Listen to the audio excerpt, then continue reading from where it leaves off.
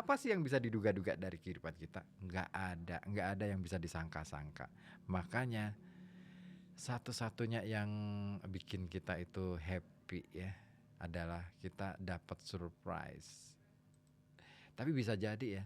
Nah, kalau kita sudah ngomongin soal surprise, bercahaya banget kan wajahnya. Woi, bersinar, berbinar-binar gitu ya. Tapi jangan lupa kalau kita ngomongin soal cahaya ya, sekalipun kita itu butuh cahaya, tapi ada batasan, ada apa ya, ruang toleransi cahaya yang sangat bisa atau masih memungkinkan untuk diterima oleh penglihatan kita. Makanya ini ada satu informasi menarik untuk Anda bahwa ternyata di dunia ini pun ada loh yang namanya polusi cahaya. Mau tahu? Gini nih. Iya, dulu manusia itu menghabiskan malam dalam kegelapan, ya nggak sih? Setelahnya manusia beraktivitas di bawah cahaya bulan atau cahaya api unggun, kemudian mulailah memakai lampu minyak, ya kan, teplok zaman dulu ya, obor gitu. Nah saat ini ada sekitar 80% populasi dunia itu menggunakan tingkat cahaya yang tinggi di malam hari, mulai dari bola lampu atau bohlam luar ruangan yang terang sampai lampu dan layar piranti elektronik di rumah, semuanya bercahaya, termasuk ini nih, HP, ya kan.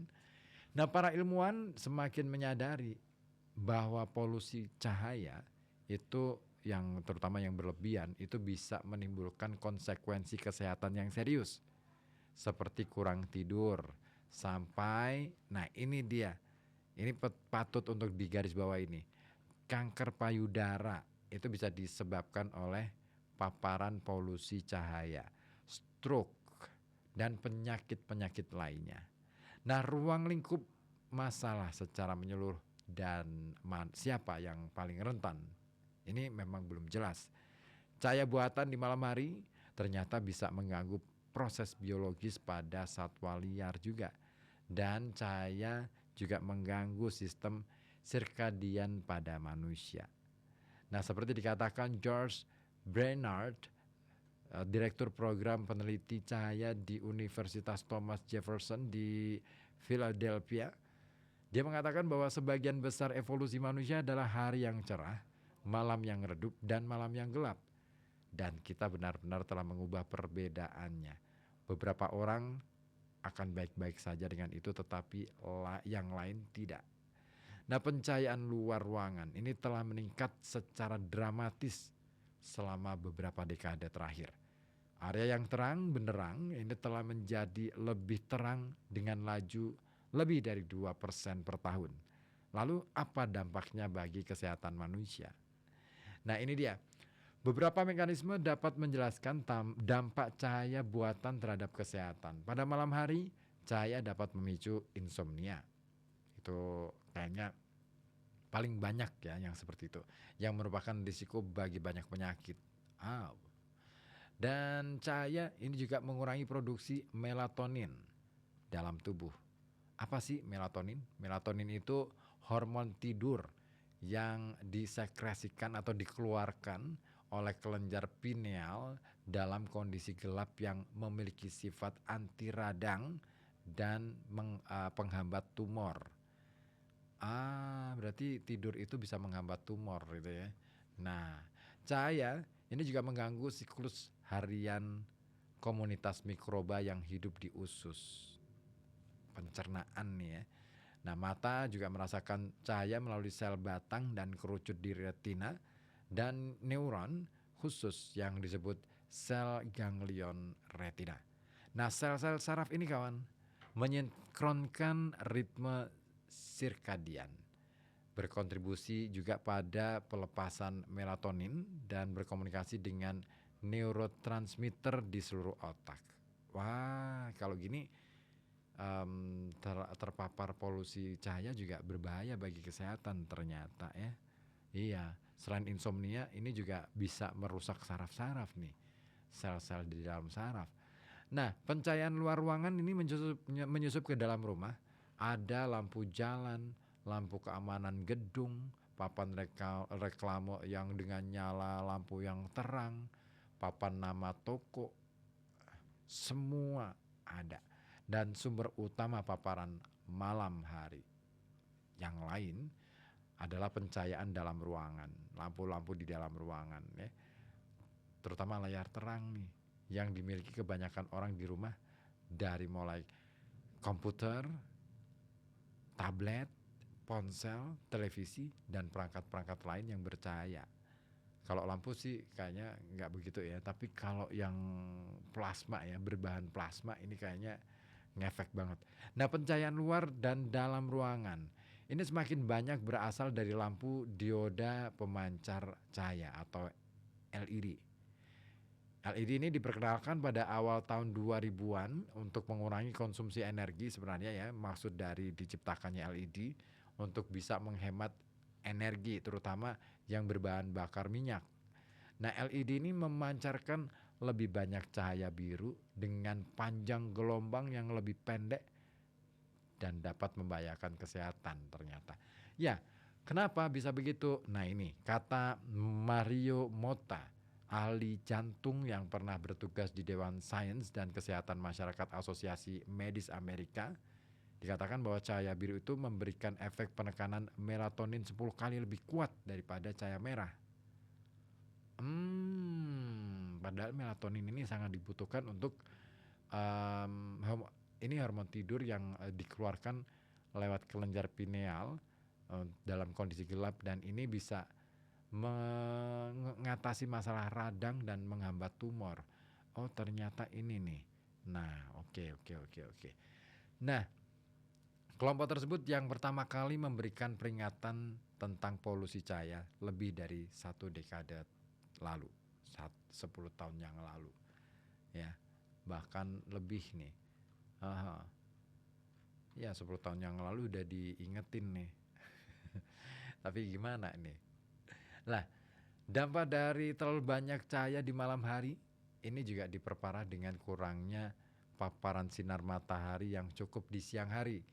Banyak orang bekerja di kantor atau pabrik tanpa jendela, tanpa ada lubang yang memungkinkan cahaya matahari ya, atau pokoknya bias cahaya matahari yang masuk ke ruangan.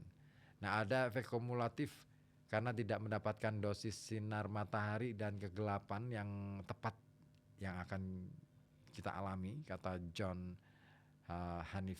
Hanifin, seorang ahli saraf dan direktur asosiasi program Jefferson. Dan komunitas minoritas khususnya berisiko ya, karena bom silau luar ruangan ini berdaya tinggi yang sering ditempatkan di dekat rumah. Itu seperti dikatakan oleh Travis Langkar. Nah, Langkar adalah seorang ahli ekologi perkotaan di University of California, Los Angeles. Dan dalam upaya untuk membendung kejahatan lingkungan pun diberi penerangan. Nah, pencahayaan yang berlebihan itu justru menjadi masalah keadilan lingkungan itu sendiri. Si malakama memang ya. Di satu sisi kita kasih penerangan itu supaya nggak ada aktivitas kriminal, mengurangi aktivitas kriminal. Di sisi lain, dengan semakin banyak cahaya, semakin besar polusi cahaya yang akhirnya bisa mengganggu keseimbangan lingkungan, keseimbangan alam, dan juga mengganggu kesehatan kita. Terus enaknya gimana?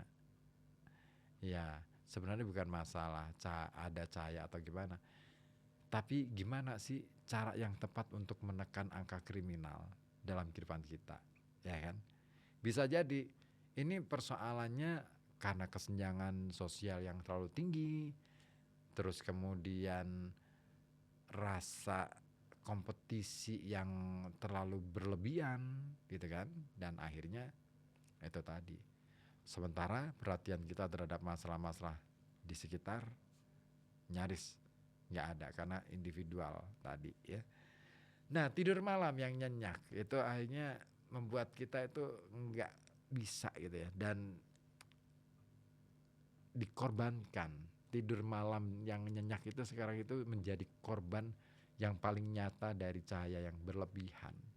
Di kamar yang lebih terang lebih sulit untuk tertidur. Dan sebuah studi di Tiongkok ini menemukan bahwa polusi cahaya kamar tidur itu bisa membuat tidur lebih terfragmentasi. Hal itu berkontribusi pada berkurangnya waktu tidur total. Nah, gangguan ritme sirkadian ini juga dapat meningkatkan kadar protein C reaktif, tanda peradangan bersama dengan penandaan peradangan lainnya. Dan paparan cahaya yang berlebihan itu juga telah dikaitkan dengan kanker yang sensitif terhadap hormon, terutama payudara, usus besar, dan prostat. Studi epidemiologi menunjukkan bahwa orang yang hidup dengan tingkat polusi cahaya tertinggi cenderung memiliki tingkat kanker lebih tinggi. Nah, studi lain juga menemukan bahwa anak-anak yang tinggal di daerah dengan lampu luar ruangan yang terang ini berisiko terkena leukemia. Dan Langer juga mengatakan penemuan leukemia ini digabungkan dengan sejumlah penelitian epidemiologi yang mengaitkan kanker dengan lingkungan cahaya luar ruangan tempat tinggal. Nah, tidak semua penelitian epidemiologi mendukung kaitan kanker, termasuk studi besar di Inggris Raya. Hal itu mungkin karena paparan orang terhadap pencahayaan luar ruangan ini bervariasi tergantung pada lokasi kamar tidur dan ketebalan tirai jendela. Nah, beberapa orang ternyata juga lebih sensitif terhadap polusi cahaya daripada yang lain.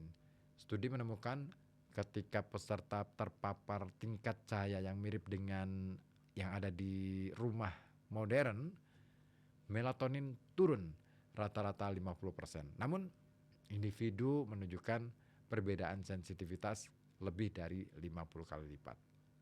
Nah, lalu apa upaya yang paling mungkin bisa kita lakukan? Atau dampak kesehatan apa yang bisa uh, ditimbulkan dari polusi cahaya ini? Ya, beberapa penelitian pendahuluan berskala kecil ya menunjukkan kemungkinan peningkatan risiko penyakit jantung, diabetes, dan depresi. Sebuah studi musim semi menambahkan stroke iskemik ya ke dalam daftar konsekuensi potensial. Nah, kesuburan juga dapat terpengaruh. Pria yang tinggal di daerah dengan lebih tinggi banyak cahaya luar ruangan di malam hari, ini ternyata memiliki kualitas sperma yang lebih buruk. Sementara wanita hamil di daerah yang sama mungkin mengalami tingkat kelahiran prematur yang lebih tinggi. Nah, selain itu, lampu jalan yang terlalu terang juga menciptakan bahaya bagi pengemudi. Kenapa? Lampu tersebut menyempitkan pupil yang seharusnya membesar dalam kondisi yang lebih gelap. Itu dikatakan oleh Mota. Nah, cahaya biru menyebar lebih banyak di mata daripada cahaya merah. Cahaya biru itu yang dipancarkan lewat LED ya, lampu LED. Dan itu menyebabkan lebih banyak silau bagi penyandang disabilitas. Hal itu membuat lebih sulit untuk mengidentifikasi orang atau benda di jalan. Efek dari LED juga sangat berpengaruh kepada para penyandang disabilitas ya. Nah, untuk mengurangi risiko, kita bisa kok mengurangi dosis cahaya yang paling merangsang sirkadian saat memasuki jam-jam istirahat. Tirai adalah salah satu keharusan untuk jendela kamar tidur yang menghadap sumber cahaya eksterior. Dan jangan biarkan televisi menyala sepanjang malam, yang juga dikaitkan dengan kualitas tidur yang buruk. Apalagi HP ya. Jangan ya. Nah, sebagian besar orang sekarang itu memakai masker tidur yang nutup mata itu ya. Sementara sebagian lainnya merasa lebih baik untuk memblokir lampu indikator pada kipas angin, TV, filter udara, ataupun komputer. Iya ya, lampu-lampu indikator pun rata-rata kan pakai LED ya. Nah, itu ngefek meskipun cahayanya mungkin tidak seterang lampu ya, cuman kecil gitu ya. Tapi itu ngefek pada mata. Dan itu juga ngefek pada saraf-saraf otak serta kesehatan dalam tubuh kita. Nah, LED memang sangat murah dan umum, sehingga sekarang dapat menerangi segala sesuatu. Tapi di sisi lain, LED juga dapat menghasilkan polusi cahaya pribadi yang besar. Efeknya juga besar. Nah, bijaklah menggunakan cahaya. Ya, gitu ya ternyata.